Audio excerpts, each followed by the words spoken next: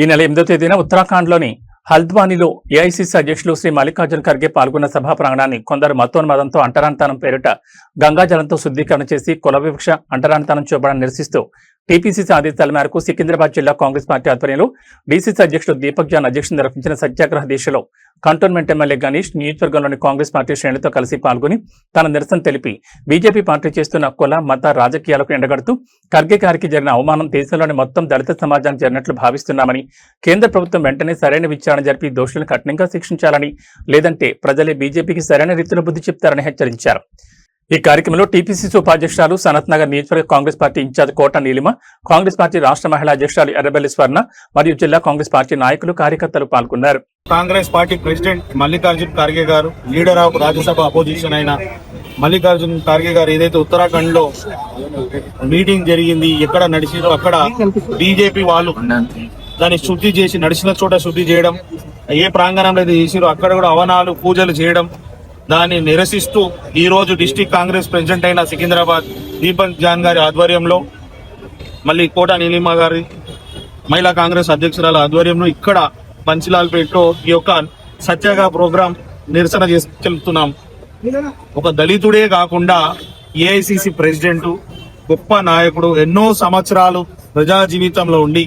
వాళ్ళు ప్రజల గురించి పోరాటం చేస్తున్నారు, కష్టపడుతున్నారు. అలాంటి వ్యక్తి ఒక ప్రోగ్రాం చేసుకుంటే, ఒక మీటింగ్కి వెళ్తే వారిని అంటరానితనంగా భావించి బీజేపీ వాళ్ళందరూ కలిసి ఈ విధంగా చేయడం, వారిని ఇన్సల్ట్ కాకుండా యావత్ భారతదేశంలో ఉన్న దళితులని ఇన్సల్ట్ చేసే విధంగా వారి వ్యవహారం ఉంది. కాబట్టి ఆ నిరసన వారు ఏదైతే చేసిరో దాన్ని ఖండిస్తూ వెంటనే ఎవరైతే ఇది పూజలు ఈ శుద్ధి చేసిరో వారి మీద కేసులు పెట్టి శిక్షలు వేయాలని కోరుతూ, అదే కాకుండా బీజేపీ పార్టీ వాళ్ళు క్షమాపణ కోరాలి. ఎందుకంటే వారు ఆధ్వర్యంలో జరిగింది ఇది ఈనాడే కాదు, గతంలో కూడా రాజస్థాన్ లో కూడా టీకారాం జోలి గారు ఎవరైతే ఉండేనో రామ్ మందిర్కి వెళ్తే అక్కడ కూడా ఇదే మాదిరిగా శుద్ధి చేసి హవనాలు హోమాలు చేయడం ద్వారా ఏం తెలుపుతారు, వాళ్ళు ఏం మెసేజ్ ఇస్తారు, ఇప్పటికీ దళితులు అంటే ఇంటాలకే పరిమితం కావాలి, గుళ్ళకు రావద్దు, బళ్ళకు రావద్దు అని ఒక ఆలోచన. బీజేపీ వారి ఆలోచన అంతే ఏంది,